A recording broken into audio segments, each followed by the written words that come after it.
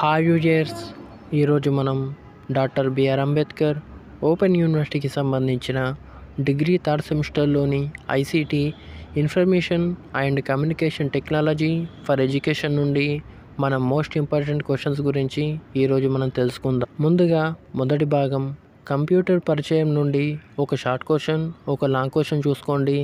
అవేంటంటే కంప్యూటర్ వ్యవస్థలోని మౌలిక విభాగాన్ని గురించి రాయండి. కంప్యూటర్ వ్యవస్థను విశదీకరించండి. తర్వాత రెండవ భాగం ఆపరేటింగ్ విధానం పరిచయం నుండి ఒక లాంగ్ క్వశ్చన్ చూసుకోండి.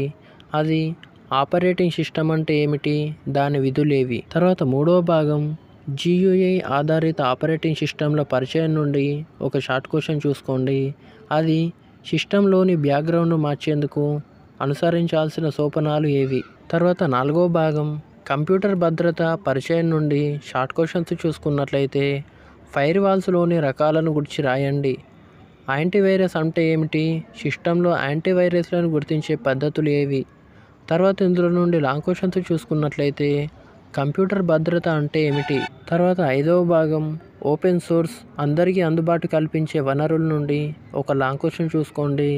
అది అందరికీ అందుబాటులో ఉండే సాఫ్ట్వేర్, యాజమాన్య సాఫ్ట్వేర్లు అంటే ఏమిటి. తర్వాత ఆరవ భాగం ఓపెన్ సోర్స్ లైసెన్సింగ్ విధానాల నుండి ఒక లాంగ్ క్వశ్చన్ చూసుకోండి. అది కాంట్రాక్ట్ అంటే ఏమిటి, కాంట్రాక్ట్లోకి ప్రవేశించినప్పుడు ఉండే మౌలిక భావాలు ఏవి. తర్వాత ఏడవ భాగం బోధన అభ్యాసనాలలో ఐసీటీ పాత్ర నుండి ఒక షార్ట్ క్వశ్చన్, ఒక లాంగ్ క్వశ్చన్ చూసుకోండి. అవేంటంటే పాత్ర రచన, సమాచార ప్రసారాల్లో ఐసీటీ వినియోగాన్ని వివరించండి. విద్యలో ఐసీటీ ప్రాధాన్యాన్ని తెలపండి. ఇక చివరి ఎనిమిదవ భాగం ఐసీటీ ఉపయోగాల నుండి షార్ట్ క్వశ్చన్స్ చూసుకున్నట్లయితే వివిధ కామర్స్ బిజినెస్ వర్గీకరణలను గురించి రాయండి. తర్వాత ఇందులో నుండి లాంగ్ క్వశ్చన్స్ చూసుకున్నట్లయితే ఐసీటీల ఉపయోగాలను వివరించండి. గవర్నెన్స్లోని విభిన్న రంగాలను విశదీకరించండి. ఇవ్వండి ఐసీటీ నుండి most important questions. Thank you for watching this video.